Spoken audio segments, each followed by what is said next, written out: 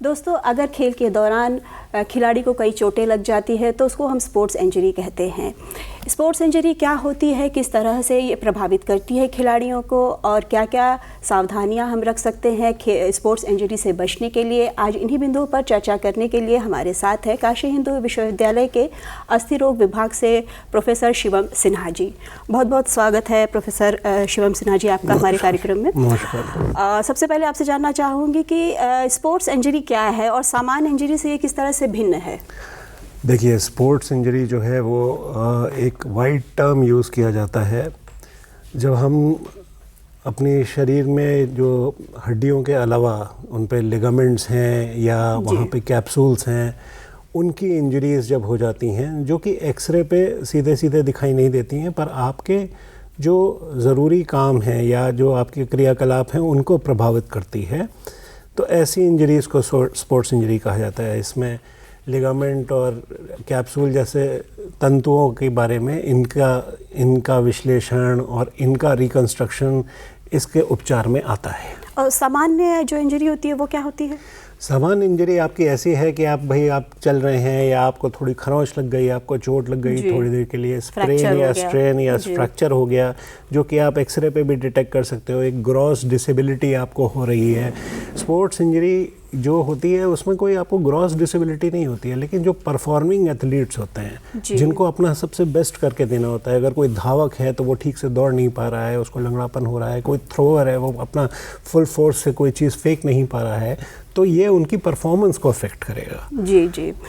शिवम जी, कौन कौन सी जो चोटें होती है बहुत ज़्यादा प्रभावित करती हैं खिलाड़ियों को? डिपेंड करता है कि खिलाड़ी किस खेल में है। जैसे अब धावक के लिए उनके नी इम्पॉर्टेंट हो जाते हैं, तो नी में सबसे कॉमन इंजरी एक टर्म सुना जाता है ACL, एंटीरियर क्रूशिएट लिगामेंट बोला जाता है।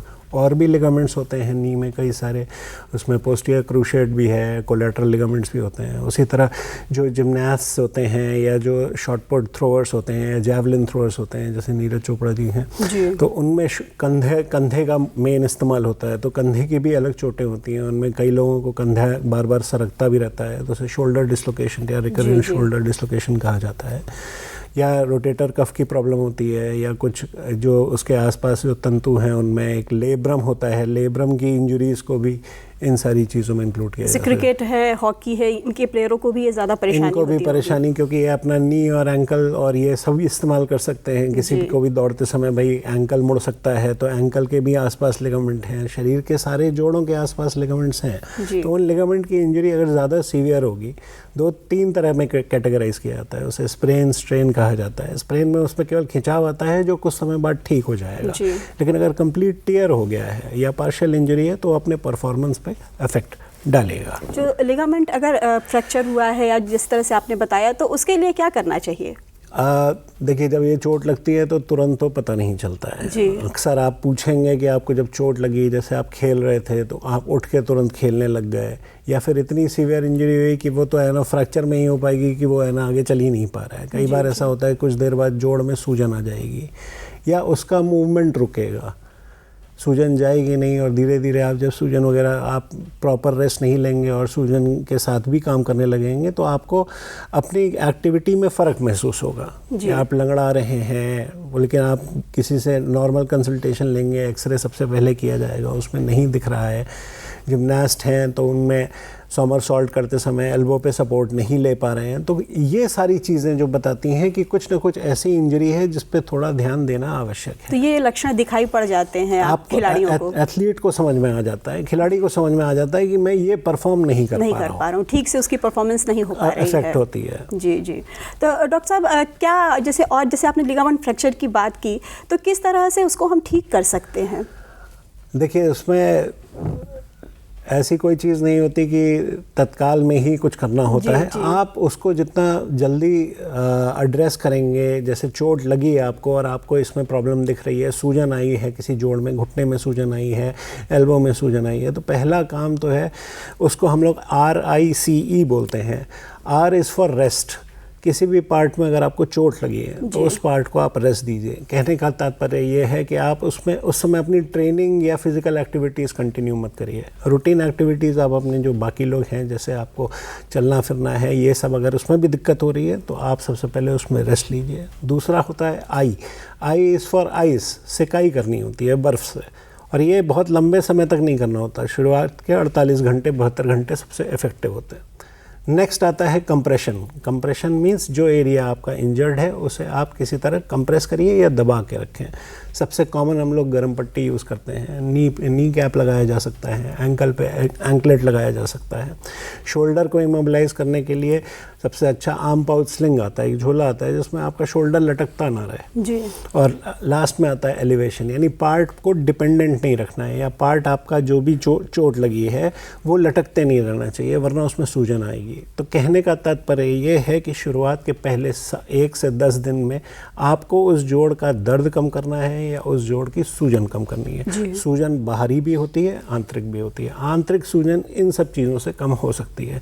यदि आप इसमें अपना स्पोर्ट्स और एक्टिविटी कंटिन्यू करते रहेंगे तो आगे के लिए, जिसमें अगर कुछ मान लीजिए ऑपरेशन की नहीं भी ज़रूरत पड़ेगी तो हो सकता है उसमें ऑपरेशन की ज़रूरत पड़ जाए, तो थोड़ा ध्यान रखना पड़ता है। हाँ डॉक्टर साहब, जैसे कभी कभी खिलाड़ी देखने में एकदम तंदुरुस्त लगता है, वो अपना परफॉर्म भी कर रहा है, लेकिन अंदर ही अंदर उसको तकलीफ होती है, उसको पता नहीं चलता है, और एमआरआई भी एक इसमें क्या कुछ महत्वपूर्ण भूमिका निभाता है? देखिए, जब ये जो प्राथमिक उपचार बताया गया है अभी, इसके बाद अगली चीज़ आती है कि अगर आपको परेशानी इसके बाद भी कंटिन्यू हो रही है तो आपको एक स्पेशलिस्ट कंसल्टेशन या उसके किसी भी ऑर्थोपेडिक सर्जन को या स्पोर्ट्स इंजरी स्पेशलिस्ट को एक बार दिखाना होगा। वो आपका एवेल्युएशन आप एमआरआई से करेंगे। एमआरआई में भी कई चीज़ें वो दिखाते हैं, क्योंकि वो पूरा जोड़ स्कैन किया जाता है, उसमें कई चीज़ें आपकी नॉर्मल भी हो सकती हैं। तो ये जो निर्णय होता है कि इसमें आगे कुछ करने की ज़रूरत है या इसको ठीक होने में इतना समय लेगा, ये आपका जो चिकित्सक है वही आपको बता सकता है। तो आप एमआरआई कराएंगे, फिर आपको इसके बारे में प्रिकॉशन बताए जाएंगे।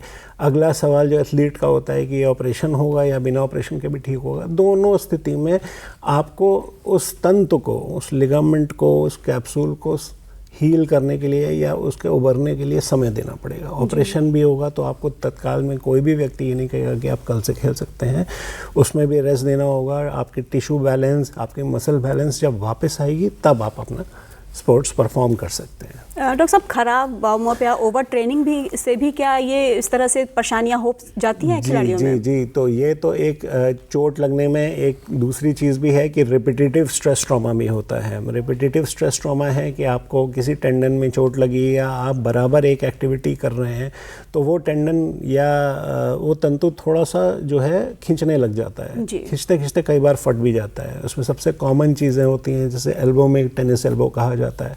टेनिस के खिलाड़ियों में इतना नाम दिया गया है, लेकिन जो भी स्पोर्ट्स जिसमें एल्बो का ज़्यादा यूज़ होता है, या शोल्डर में रोटेटर कफ की इंजरीज़ होती हैं, अगर रेपिटेटिव इंजरीज़ अगर हो रही हैं और आप उसका ध्यान नहीं रख रहे हैं तो यहाँ का जो पर्दा होता है वो कई जगह से कटने लगता है। तो ये सारी ओवर ट्रेनिंग की वजह से भी होता है। तो अगर किसी स्पोर्ट्स में आपका एंड्योरेंस चाहिए या आपको मसल ट्रेनिंग भी करनी है तो साथ में उसमें आपका रेस्ट और स्लीप और डाइट तीनों चीज़ें इंपॉर्टेंट साथ में हो जाती हैं, क्योंकि आपका डाइट और सप्लीमेंट्स उसको हील करते हैं। रेस्ट, हीलिंग और एक्टिविटी सबका बैलेंस बनाकर चलना होता है, जो कि आपके कोच या आपके ट्रेनर बता सकते हैं। एक अगर सामान्य हम बात करेंगे, सामान्य खिलाड़ी के लिए डाइट की भी आपने चर्चा की, तो डाइट कैसी होनी चाहिए? डाइट उसमें डिपेंड करता है। सबसे अच्छा इंपॉर्टेंट चीज़ तो है हाइड्रेशन बहुत अच्छा होना चाहिए, पानी की कमी नहीं होनी चाहिए, सॉल्ट्स की कमी नहीं होनी चाहिए। आपको पोल्यूशन से थोड़ा सा दूर रखना होगा। अपनी जो बीमारियाँ भाई हो सकती हैं उनको ओवरकम करने के लिए भी उसका ट्रीटमेंट आपको बराबर रखना है। आपकी स्लीप अच्छी होनी चाहिए। डाइट मोस्टली प्रोटीन रिच होनी चाहिए, और स्ट्रेंथ ट्रेनिंग के हिसाब से उसमें आप प्रोटीन भी ले सकते हैं। फैट भी ज़रूरी है क्योंकि वो आपका हार्मोन्स अच्छे रखते हैं, लेकिन बहुत ज़्यादा ओवरवेट होने की ज़रूरत नहीं है। तो diet control, small diets and at regular intervals according to the sports you play. आप जो स्पोर्ट्स खेल रहे हैं उसके हिसाब से जैसे आपका डाइट होना चाहिए, वो आप एक न्यूट्रिशन की सलाह से कर सकते हैं। बिल्कुल, उसमें न्यूट्रिशनिस्ट की सलाह बहुत ज़रूरी है। बहुत ज़रूरी। अपने मन से डाइट अपना ना करें, कोशिश करें कि अपने हिसाब से डाइट पे ना करें, क्योंकि कई सारे अभी जो इंस्टाग्राम या इन सब चीज़ों चीज़ों पे इंफॉर्मेशन भी मिल रही हैं वो बहुत ऑथेंटिक नहीं होती कई बार। तो आप हमेशा एक स्पेशलिस्ट से जो या जिन पे आप ट्रस्ट करते हैं उनसे एक डायरेक्ट कम्युनिकेशन रखिए डाइट और इन सारी चीज़ों के लिए, क्योंकि वो लोग हार्मोन्स तो इंजेक्शंस में भी देते हैं, वो ज़रूरी नहीं है और लेना भी नहीं चाहिए। हाँ। डॉक्टर साहब, अगर किसी खिलाड़ी को खेल के मैदान में चोट लग जाती है, कुछ ज़्यादा परेशानी हो जाती है, तो तत्काल क्या उपचार होना चाहिए उसका? तत्काल तो जैसे अगर मैदान से है तो सबसे पहले तो आप लोग देख रहे हैं अभी फीफा वर्ल्ड कप भी चल रहा है, वहाँ स्पोर्ट्स में इंजरी होती भी है, तो सबसे पहले तो उस खिलाड़ी को उस जगह से हटाना है, उस एरिया से हटाइए जहाँ पे इंजरी हुई है। इंजरी मैदान के अंदर भी हो सकती है, मैदान के बाहर भी हो सकती है, तो आपको उस जगह से हटाना है। फिर जैसा मैंने बताया प्राथमिक उपचार है, तो आप उसमें रेस्ट, उसका आइस कंप्रेशन, ये एलिवेशन वगैरह दे करके उसे मोबिलाइज प्रॉपरली करिए। उसको फिर जितनी जल्दी से जल्दी हो सके कंसल्टेशन के लिए आप हॉस्पिटल के लिए रेफ़र करिए जी। उस स्थान से हटाएं पहले सब खिलाड़ी को, और उनका बाकी और कोई चोट ना लगी हो। जैसे अभी बहुत रिसेंटली श्रेयस अय्यर को चोट लगी थी, तो वो तो स्पोर्ट्स इंजरी में नहीं भी आता, लेकिन इस तरह जिस तरह की पसली उनको स्प्लीन में चली गई थी, तो ये सारी चीज़ें भी गंभीर हो सकती हैं। इसलिए एक तत्काल फिजियो या किसी डॉक्टर का देखना भी ज़रूरी है उस समय। जी डॉक्टर साहब, ये तो रही स्पोर्ट्स इंजरी की बात हमने कि एक सामान्य व्यक्ति को अगर चोट लग जाती है, हड्डियों में कोई दिक्कत आती है, कौन कौन सी दिक्कत है जो सामान्य लोगों में भी दिखती है आपको ज़्यादा?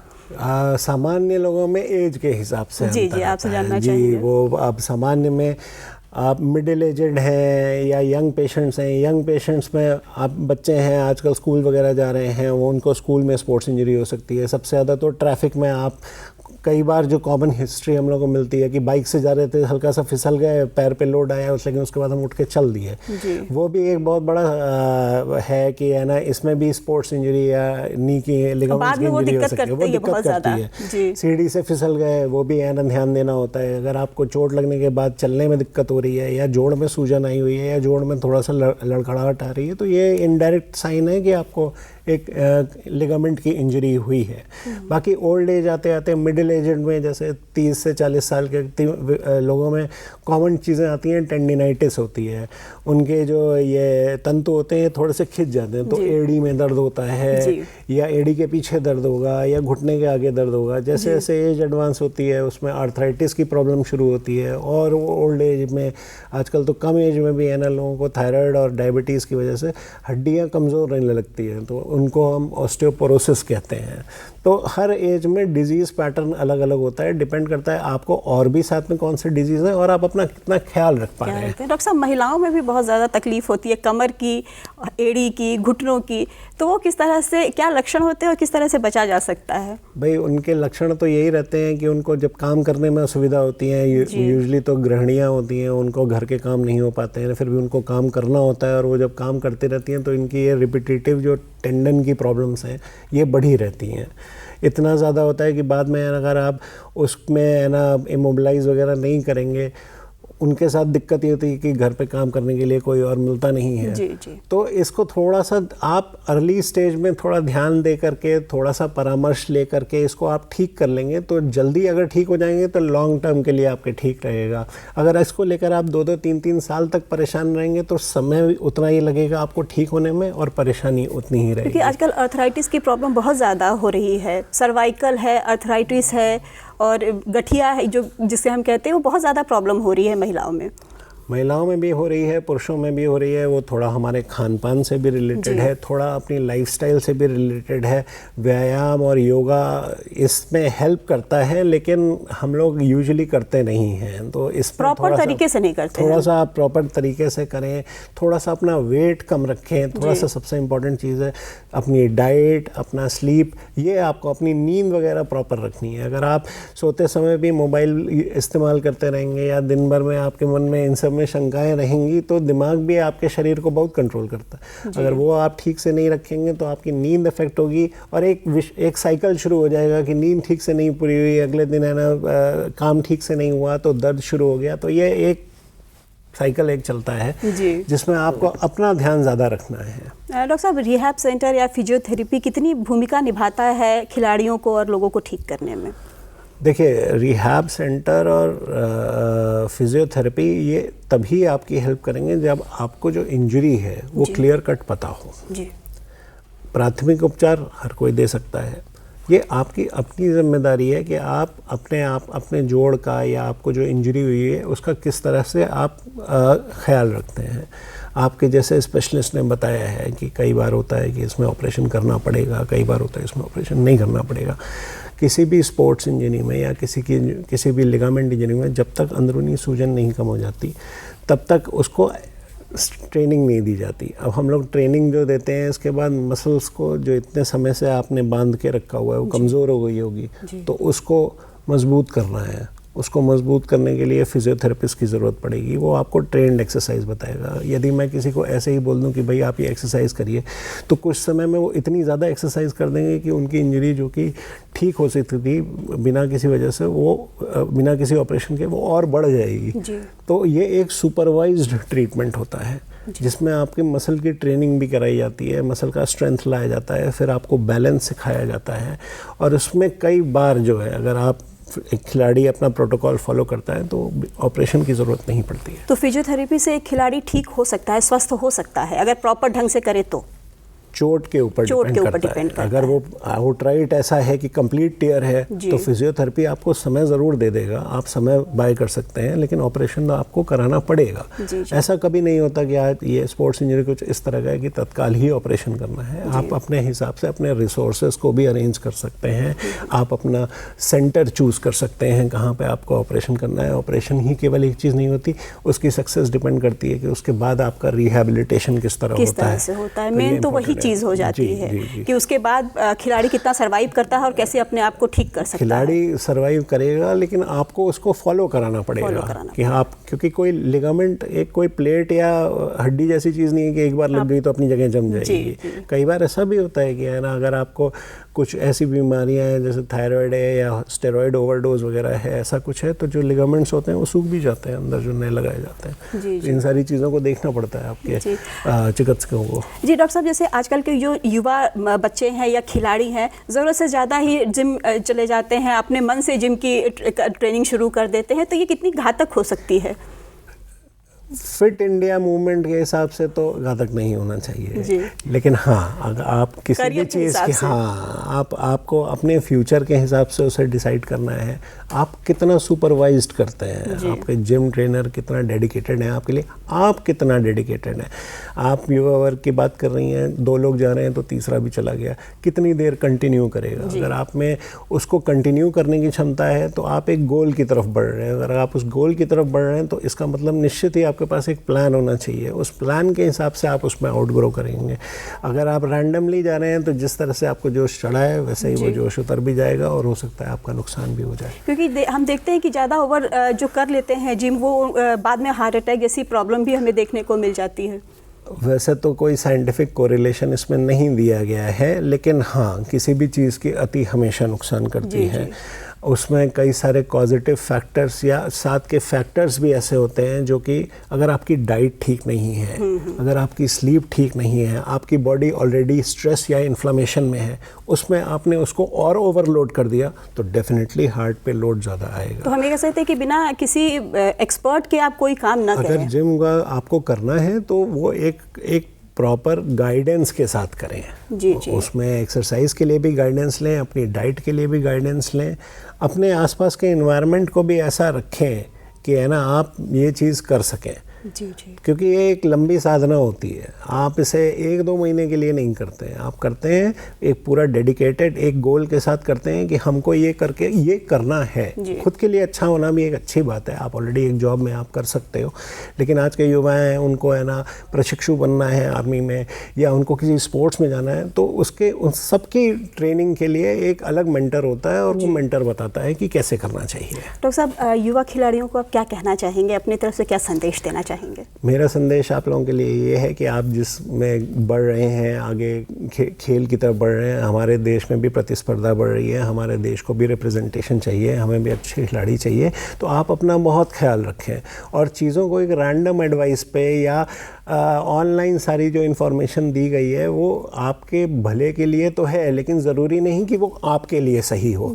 तो इसके लिए जब भी आपके मन में कोई डाउट है तो आप किसी फोरम में जाकर अपने डाउट्स क्लियर कर सकते हैं। हैं, आपके अपने चिकित्सक हैं, आपके अपना स्पोर्ट्स सेंटर है, उन जगह पे आप अपने ओपिनियंस ले सकते हैं। कोई भी चीज़ रैंडमली आप अपने हिसाब से उसको मॉडिफाई करने की कोशिश ना करें। हो सकता है इनिशियली आपको कोई ये सलाह दे कि अभी चलो फिरो नहीं, वो भी मानी जा सकती है, लेकिन कुछ समय बाद मसल ट्रेनिंग ज़रूरी हो जाती है। तो आपको एक स्पेशलिस्ट को दिखाना होगा। और ऑपरेशन मान लीजिए यदि आपका होता है तो ऑपरेशन को फॉलो ज़रूर करना होता है। आपको 2 महीने पे 3 महीने पे जिन्होंने ऑपरेशन आपका किया है उनको दिखाने की ज़रूर आवश्यकता है, क्योंकि लिगामेंट और कैप्सूल को बनने में और आपको अपनी एक्टिविटी में वापस आने में 4 से 6 महीने का समय ज़रूर लगेगा। जी डॉक्टर साहब, आपने इतनी अच्छी जानकारी दी स्पोर्ट्स इंजरी के बारे में। हमारे जो युवा खिलाड़ी हैं उनको बहुत लाभ होगा, किस तरह से वो बच सकते हैं, क्या क्या सावधानियां वो बरत सकते हैं, इसके बारे में आपने बहुत अच्छी जानकारी दी हमारे दर्शकों को। इसके लिए आपका बहुत बहुत धन्यवाद। धन्यवाद, बहुत बहुत धन्यवाद।